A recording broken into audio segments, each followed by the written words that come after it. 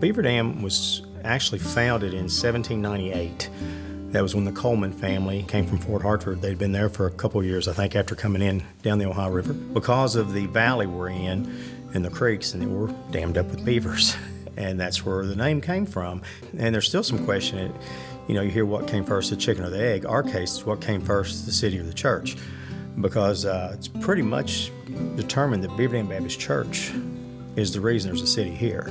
The Coleman family came in. Mrs. Coleman actually baptized herself in one of the creeks down here. The story I read, I think she had a German Bible that she had been reading and baptized herself. And then they started the church, and the community grew up around the Beaver Dam Baptist Church. And the railroad came through in the mid-1800s, which was the big change for the city. That's when things started growing a little bit. Of course, coal was here and a lot of the agriculture. The city was chartered by the state legislature in 1873. So that makes 2023 our Sesquicentennial anniversary of the city's charter. But it's kind of unique because it's also the 225th anniversary of when the city was actually founded. I'm C.B. Embry Jr. I was mayor of Beaver Dam from 1970 through 73. I was the youngest elected mayor in the city of Beaver Dam. I still am. And I was elected at age 28. And as of today, I serve in the state senate, and today I'm the oldest member of the state senate. Our goal was to create a recreational program for young people. I was president of the JCs. We had 70 members in a town of a little over 2,000. We had young children. We wanted a Little League program and other activities for them. The mayor and city council were fine men. They were older businessmen, and their interest was something else. So I decided to run for mayor. Some young people associated with the JCs ran with me on a slate as a city councilman. It was our goal actually to kind of scare them into taking some action. Surprisingly, we swept the election and we all won. I spent a total of some 30 days off and on in Washington, D.C., securing Bureau of Outdoor Recreation grants for the city. We renovated Odom Park so they could have Little League there. We built 2 tennis courts there. Doing the program for the young people was our main goal and accomplishments. My name's David Taylor. I was mayor of Beaver Dam from 1982 to 1985. Then again from 1990 to 1998. I like people, I guess, made it enjoyable. And I always had a gift for gab. My dad did too. And, we go back 10 generations here in Ohio County. My family does. And then it really is a high part of my life. It's just Beaver Dam. I went 12 years school here. There was 20 in my graduating class, 10 boys and 10 girls. You do things gradual, and you get a lot done, but don't seem like it because you're doing them so gradual. And I can remember the population in the city was, I think I remember when it was 700. I know I can certainly remember when it was 1,000. And we had a big growth in the early 60s when the coal mines were coming in. I think property has held its value pretty good here. And I think it's going to continue to grow. My name is Bob Cox. Actually, my real name's Robert, but everybody's always called me Bob. I was a city councilman, and then we went to a commission form of government as a coal miner at the time. It's not a full-time job, so I just would serve, at night and at meetings and stuff, and like most smaller cities. And long after I've been doing it for a pretty good while, I said, well, I'd like to finish up as a term of mayor, and I was fortunate enough to be able to do that. I just like to interact with the people. I knew most of them. A lot of them was my family. I went to school here, started first grade, and went through high school and everything. Lived here since 1966. Moved into town, 66. Was on the fire department, volunteer fire department, and I guess that's what got me started in Beaver Dam years ago. Was a farming, mining town. People could relate with someone like me. Because on a day-to-day basis, about the same life as theirs. It wasn't like I was up here and they was down there. But Beaver Dam, make no doubt, is done well because of the leadership it's had. Not mine especially, but overall, for years. tried to be proud of everything that I had to do, but it didn't always come out that way. But I guess what I'm more proud of than anything is that I was able to keep the services up and the costs down. That made me feel like I did what I should have done, even though a lot of people might not view that as very much, but it's more than you'd think. Lots of them cost is high, it's prohibitive to businesses as well as the residents and everything. And everybody here has always worked hard to do that, our leaders, everybody. I'm Mary Lou Pate. I served as mayor for 2 terms of the city of Beaver Dam. So I ran not knowing if I would be elected, and somehow I think the Lord had a thing to do with this because a female had never been elected before, and I wasn't sure that our community was ready for that. In itself, that was a historical moment in 1999 when I became mayor. And the second month into my elected term, we brought the insurance premium tax to the floor, and it was voted on, and it was passed. And then we sought to network with other cities, other agencies, the governor's office, the GOLD office, which is the governor's office of local development, where all your grant funding comes from. We built a rapport with our local grant agency, Kentucky League of Cities, and we'd visit other cities, and they had beautiful sidewalks and street furniture, and we were declining. We needed a facelift. And, they began to tell us about the grants that were available. But it takes a lot of work to write a grant, and you don't immediately see the results. But that is something that we aggressively sought. And we were very successful. Probably one of the greatest successes of our terms was the amount of grant money that came into this city. We received a $465,000 grant to renovate our sidewalks and put the little street lighting and the benches and things up Main Street. We received a $650,000 grant to rehab our sewer, along with a 1% low-interest KIA loan, and that was something that had to be done. Things don't happen just overnight. You have to work for months and sometimes years to see the benefits. We did other things, though. We also greatly improved the streets in town. I was able to get the state to pay for 4-laning Main Street from downtown to the south end. And my son, who was 4 years old, cut the ribbon on that project. Bobby Shown, the city councilman, I put him in charge of Sunnyside Cemetery, and he did a great job. We improved the maintenance and upkeep of that facility, something that we're proud of to this day. So that was basically my administration. It worked very well because we was all together on the same idea. I don't remember a single negative vote on any issue.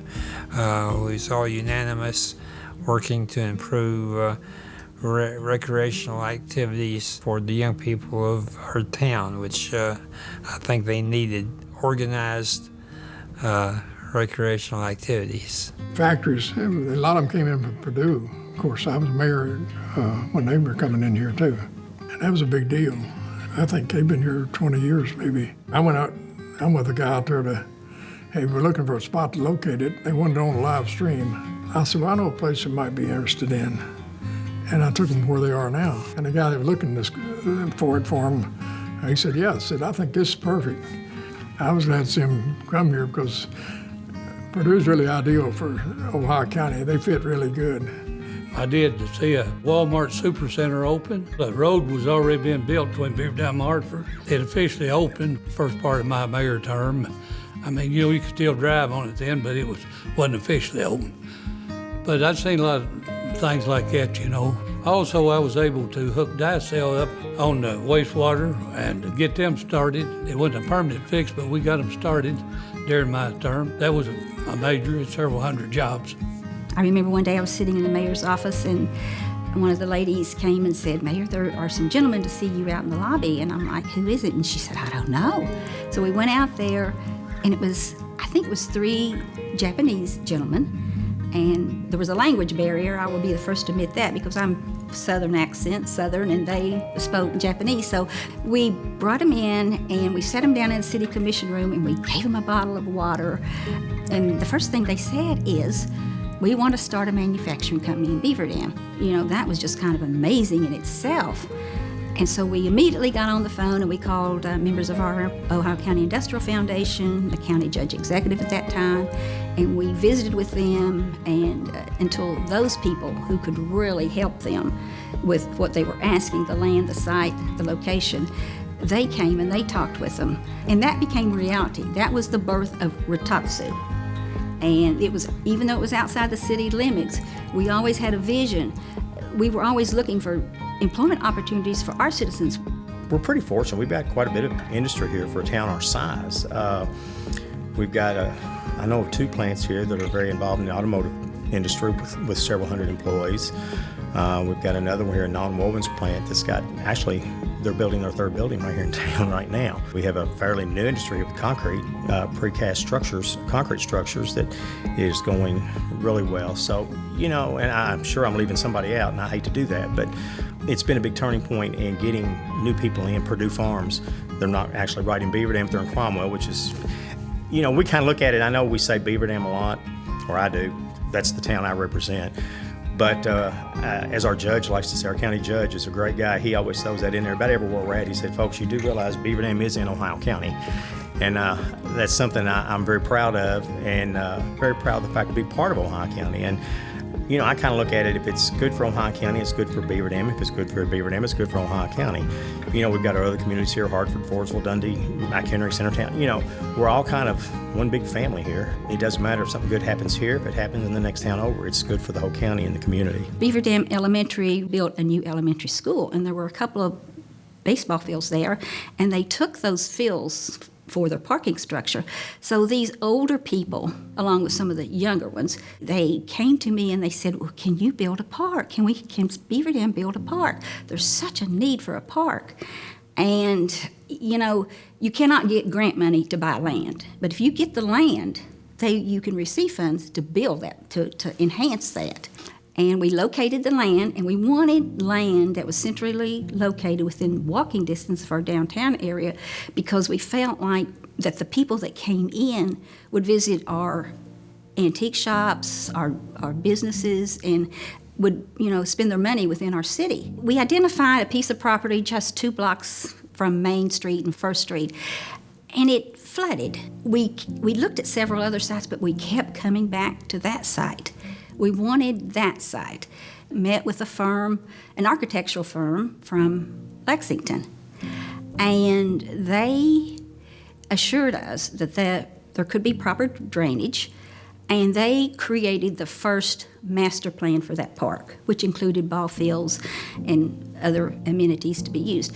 And then we started seeking the grant funds, and we received a grant to build our farmers market. We received a grant for our walking trail, and, you know, that was the birth of Beaver Dam City Park. That was a great accomplishment, not only for the city residents, but also children and families throughout our county.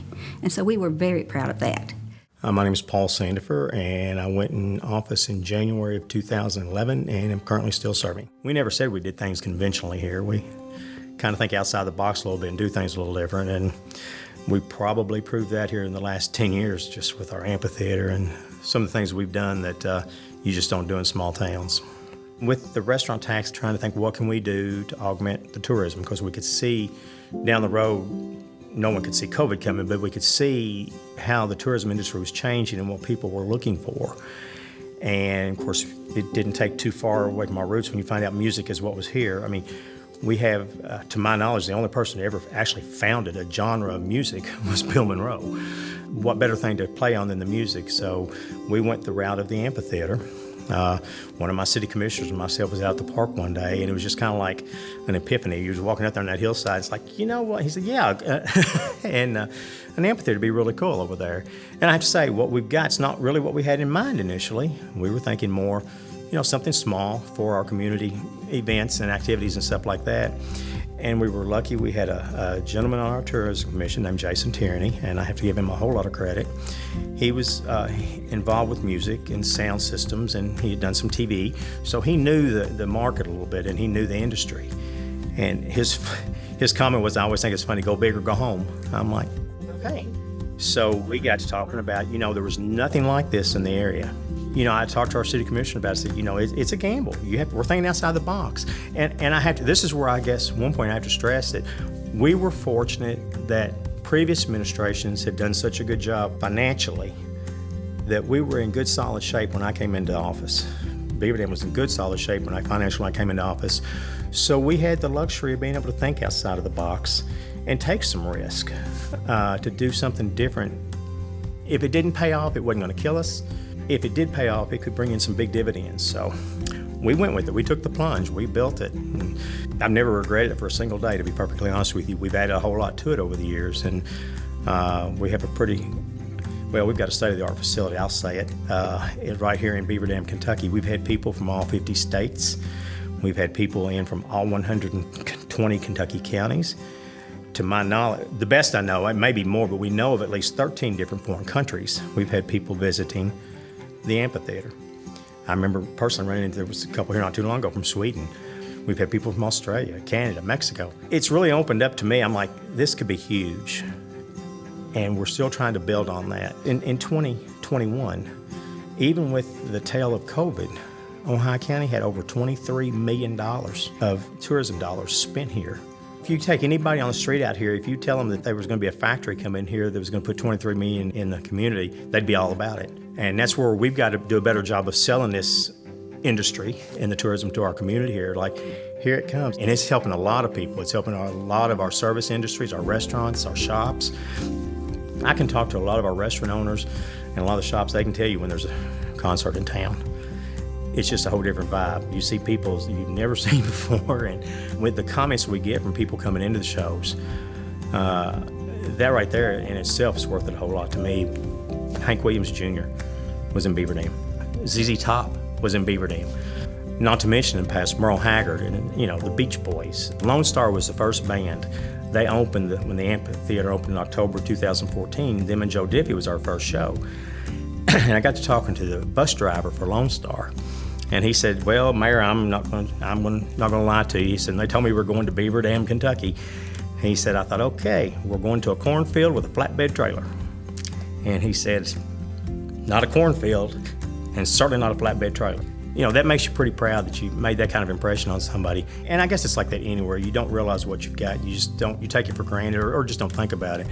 I don't think most people here have any idea just how big the tourism is here and how big it could be here if we work it just right. Especially in this day and time after COVID, people are looking for more of those. They're not looking to go necessarily to the Disneys or the beaches. They're looking for what they call experiences. And we have that here. And again, with the proximity to Bowling Green and Owensboro, we're an hour and a half from Nashville and Louisville, less than that to Evansville. But of course, Ohio County is known as the birthplace and home of bluegrass music. Bill Monroe was born in Rosine, Kentucky, just a few miles up the road from here. The home place, the museum, the Rosine Barn. He was buried in Rosine. It's a mecca for a lot of people who are really into music. There's not many times, even in the wintertime, on a weekend night, you can't find live music somewhere here in town. That's not something that even 5 years ago you would have even heard of. But that was the kind of things we're looking at trying to do to get to be a community where it's like, hey, I like the thought of living in a small town. I want to raise my family in a small town. But I still want to do something. I want to live. I want to have a life. I want to do something fun and have a good time. What do I think about the growth of Beaver Dam from my time? I think we have developed very well. We have industry that we were able to attract. We have today a tremendous program with the amphitheater and the sports complex in South Beaver Dam. Though we were able to do good renovating Odom Park, their present park system is even much better than what we were able to do. And over the years, that has developed very well. I always wanted to make a difference in my community. And I felt Beaver Dam had been good for me. I raised my family here. I chose to raise my family here. And I wasn't here but just a few years until this was home. And this is still home. And I came here, I stayed here, and I will be buried here. Most people comes here over the years, they tend to stay, They migrate here for jobs and different reasons. But they tend to want to stay after they get here because, cost of living and the people, and you can go somewhere and eat and come back home in an hour if you want to. I think the churches we have here and the school we have here and everything, I think it's a great place to live. And we have people coming here from all the time from out of town and loving it. People that come here really like it, and they think it's a good place to raise their family. I just like to stay here till it's all over. I like to go places. I just came back from Las Vegas to a convention, but it just nothing like Beaver Dam to me. Just really progressive all the time. Beaver Dam's always, to me, been a progressive small city. It's a wonderful little city to raise your family in. It's friendly, it's caring, it's prosperous. It has leaders that have visions and goals, and they're moving our city forward. Beaver Dam is a great place to live and raise a family and spend your life.